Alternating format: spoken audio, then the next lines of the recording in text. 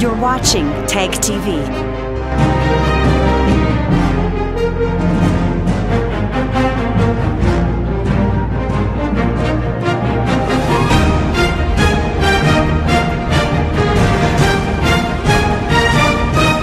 You're watching Tech TV.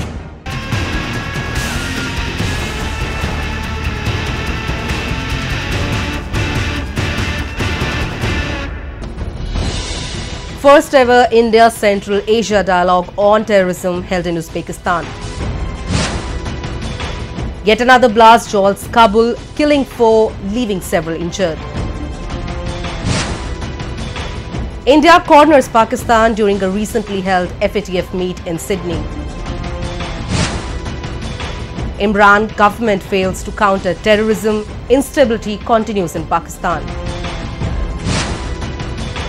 And Pakistan continues ceasefire violations, launched fresh round of attacks across LOC. In a recently concluded conference between India and Central Asian countries, the foreign ministers of all the participating nations held a similar tone on terrorism.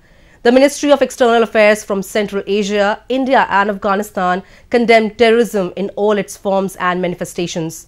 The conference held in Uzbekistan sent a strong message of unity against terrorism, and thus it was an indication to Pakistan to either take action against terrorists or be ready to face the repercussions of breeding terrorism on its soil. Let's see a report. The India-Central Asia-Afghanistan dialogue held in Uzbekistan delegated strong remarks against terrorism. This was the first ever dialogue between India and Central Asia at such a large scale. Central Asia is a victim of Pakistan-backed Taliban terror groups, which clearly indicates that terrorism is not only a major threat to South Asia, but is also a major concern for the entire Asia. Through the international platform of India-Central Asia-Afghanistan dialogue, India has strongly upheld the condemnation of terrorism and has agreed to cooperate in countering this menace, which poses a great threat to people across the world. The Indian Minister of External Affairs emphasized that the Asia region is facing serious challenges posed by terrorism. India, Central Asia and Afghanistan are societies that are tolerant and plural. India, in its straight warning to terrorists, affirmed that the hate speeches and bloodshed inflowed by the terrorists have no place in countries which are looking forward to a peaceful society. The first ever session of India-Central Asia dialogue was attended by the delegations from India, Afghanistan, Kazakhstan, Kyrgyzstan, Tajikistan, Uzbekistan and Turkmenistan. This conference, which was held in Uzbekistan between India and the 5 Central Asian republics like Kazakhstan, Kyrgyzstan, Uzbekistan, the Turkmenistan, etc., is a very important milestone in the foreign affairs history of India as well as the Central Asian republics.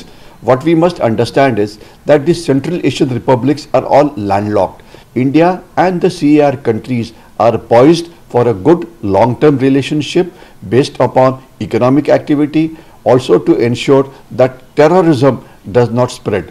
These countries are also a victim of terrorism which has been sponsored by Pakistan. So therefore, they are very keen to ensure that anti-terror operations, anti-terror cooperation takes place, intelligence cooperation takes place. There is a cooperation as far as training is concerned for anti-terrorist operation. So therefore, there are many issues in which these countries and India can cooperate with each other, which will ensure that the region also prospers and India also benefits. It is pertinent to mention here that the absence of Pakistan from the conference is a clear signal towards future alliance in the region. The exclusion of Pakistan from the Uzbekistan dialogue shows that no terror manifesting country will be entertained and included in any such conference which aims at fostering regional cooperation.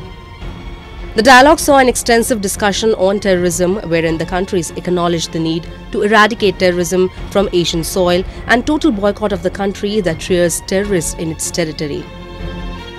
As far as Pakistan is concerned, it is actually a hindrance for progress in the region.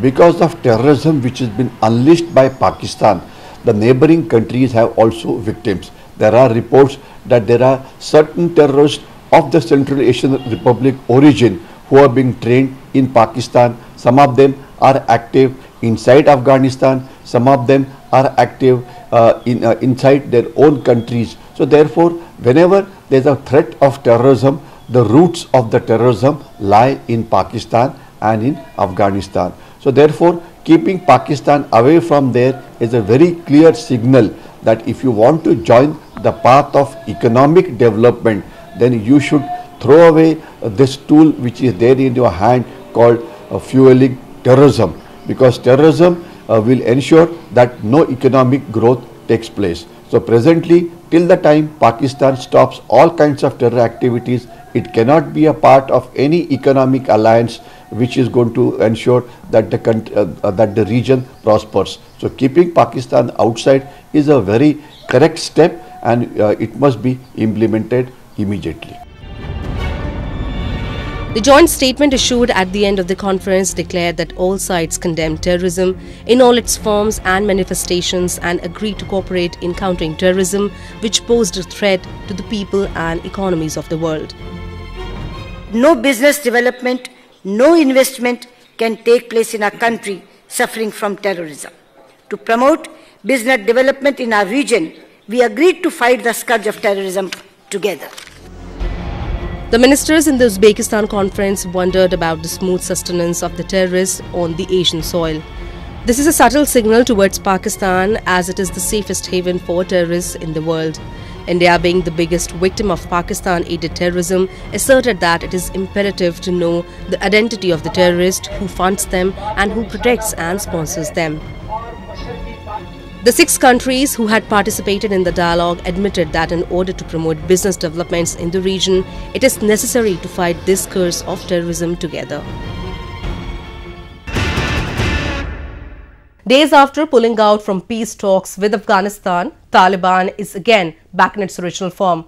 A terrible bomb blast in Kabul this week killed 4 people, while more than 100 people got injured. Afghan Taliban has claimed the responsibility for the attack, which was carried out by detonating a car full of explosive. Newsweek South Asia has a report.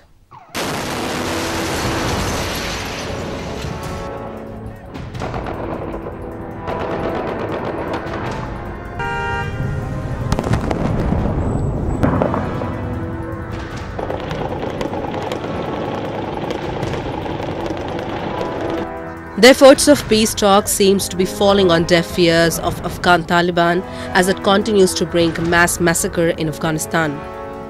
A car full of explosives was detonated by terrorists in Kabul this week that killed 4 people while leaving hundreds injured. The explosion occurred in the Green Village area near Kabul airport, which is a home to several international companies and charities. The deceased include people from security forces and civilians. Of late, it was being expected that since Taliban is voluntarily participating in the peace talks, therefore it would leave the course of violence. But as forced by its basic nature, Taliban has been continuously creating menace in Afghan land and is absolutely not ready to leave the path of the violence and extremism.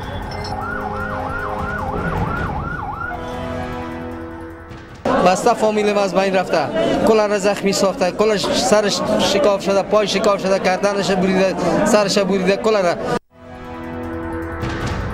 The extremist Taliban group has been shedding limitless blood of innocent Afghanis.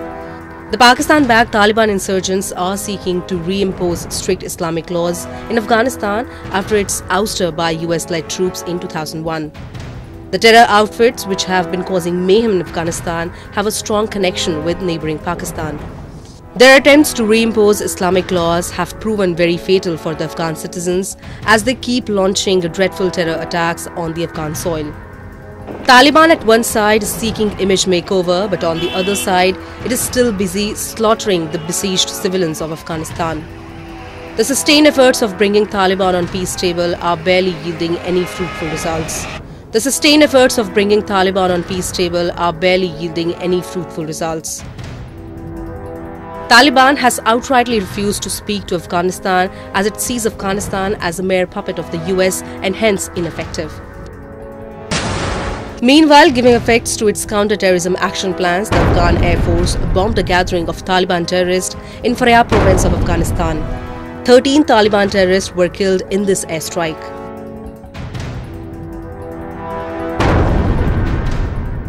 Every now and then Taliban indulges in such like activities, especially terrorist activities, in which they target common masses or security forces, and now recently 30 Afghan policemen were martyred around few days back, which was actually a Taliban attack. And what this shows their mindset. Actually, Taliban is also not convinced about the fact that what should its strategy be vis-a-vis in Afghanistan is concerned. Taliban is being offered time and again by the president also to come to the table, to have discussions, to see to it that the common man is left alone and the peace is there and common man grows. But what we understand by these attacks is that Taliban is not willing to budge from its stand, or Taliban is not worried about the progress of Afghanistan or its masses. Taliban is more interested or more keen about its own existence. In a recently held conference between India and Central Asia, Afghanistan was invited as an observer member. The conference extensively discussed about bringing back peace in Kabul, while India proposed active participation in establishing normalcy in Afghanistan. Just a day after the conference, Taliban launched this dreadful terror attack, in which, apart from 3 locals, an Indian national also got killed. India has explicitly condemned the attack and has criticized the countries who give shelter to these terror organizations. Also, in a separate statement, the United States Secretary of State Mike Pompeo and Qatar Foreign Minister Sheikh Mohammed bin Abdul Rahman Al Thani have reiterated that Doha and Washington will work together on the Afghanistan peace process.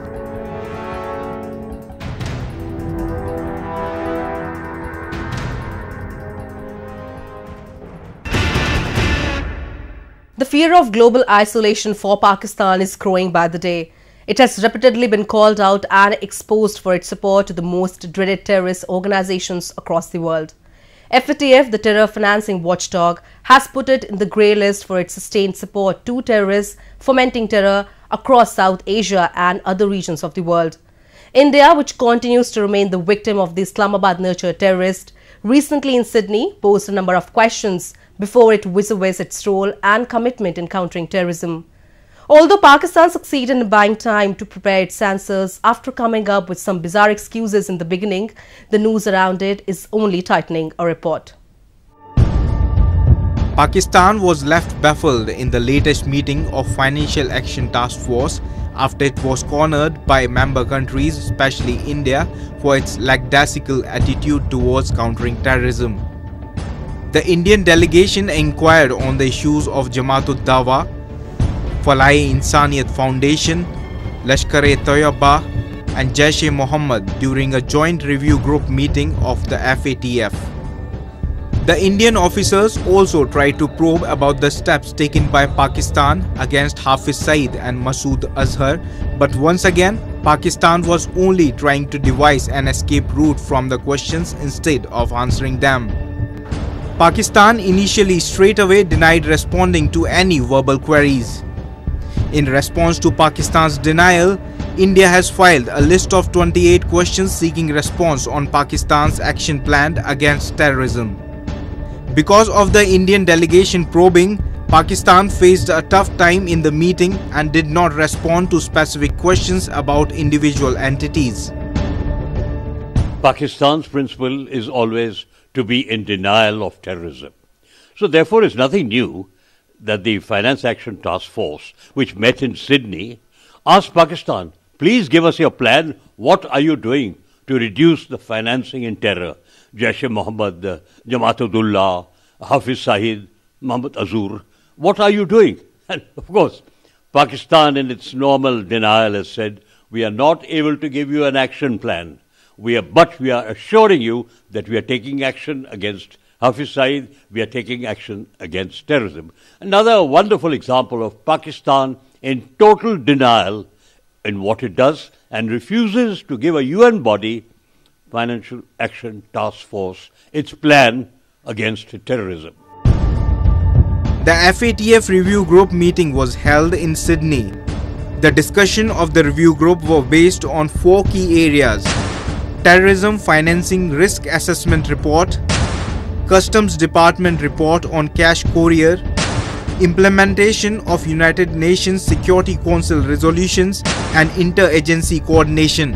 In spite of having 4 issues on agenda, lengthy discussions took place on Terrorism Financing Risk Assessment Report. It was largely because of specific questions on individual entities asked by India. The Terrorism Financing Risk Assessment Report has identified that half a dozen primary sources of terror financing have roots in Pakistan. The report also mentioned that hostile agencies of Pakistan are fueling terrorism in Islamabad by providing funds to subnational terrorist groups. The FATF reports have also revealed that Pakistan's primary sources of funding are foreign funding, drug trafficking, kidnapping for ransom, extortion and bank robbery. Islamabad has become a hub of all the possible criminal activities, with terrorism on top of the list. The world knows that all the terror outfits have been brought up in the madrasas, trained in Pakistan, trained in its camps, taken into Afghanistan, and therefore for the Finance Action Task Force to say, or anybody including President Trump to say, that the roots of terror are in Pakistan is nothing new. This has been going on for a decade, and India has faced that terror for almost 4 decades. Last year in June, Pakistan, a repeating offender, was once again put in the grey list of FATF for failing to curb anti-terror financing. It was directed to implement a 10-point action plan within 15 months to escape the list.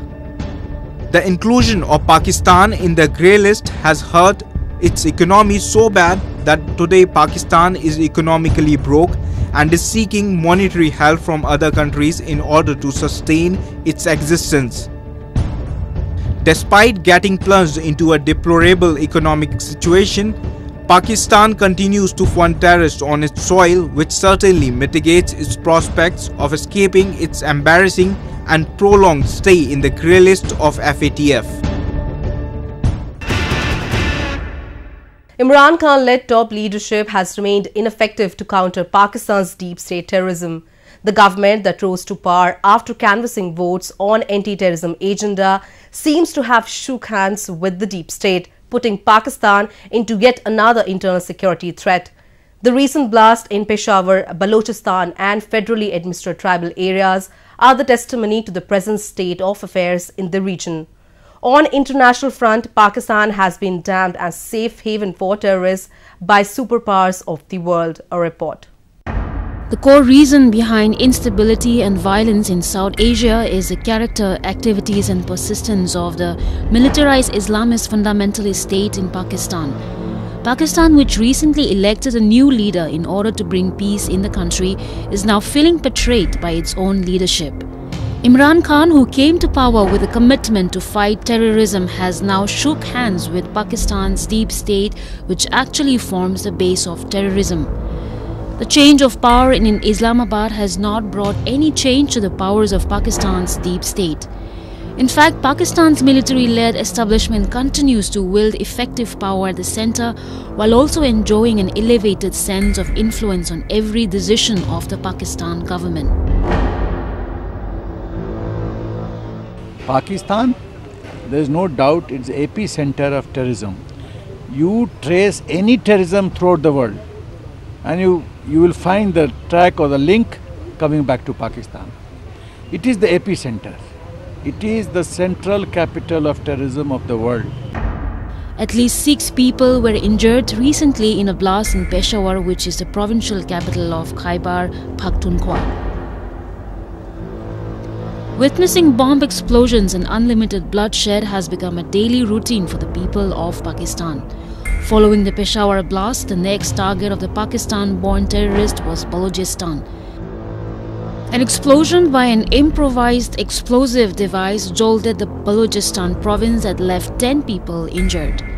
Just after this explosion, another IED triggered in Mohammed Agency of the federal administered tribal areas. Pakistan's internal unrest clearly showcases its government's incapability to establish peace in the country. Islamabad, that claims to have taken counter-terrorism measures to install peace in the world, has not even been able to handle law and order situation of its own country. Pakistan and terrorism have become synonymous terms because of all the fatal and deadly terrorist organizations that are being nurtured on its land since time immemorial. Pakistan has been a hub of all the terror activities since its very inception. US President Donald Trump has not only called Pakistan a safe haven for terrorists, but has also regretted all the monetary help ever extended to Pakistan. It has been said so because Pakistan uses all the funds to breed terrorists on its soil. The footprint of every major act of international Islamist terrorism invariably passes through Pakistan, and even after facing innumerable serious terror allegations, Pakistan has never been serious when it comes to challenging terrorists.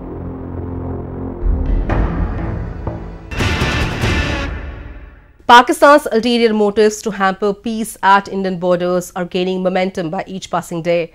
In a recent attempt to create havoc at Indian borders, Pakistan violated ceasefire agreement again and launched several rounds of firing across the LOC. In addition to this, a BSF soldier got martyred while several others got injured in a fatal sniper attack launched by Pakistan this week.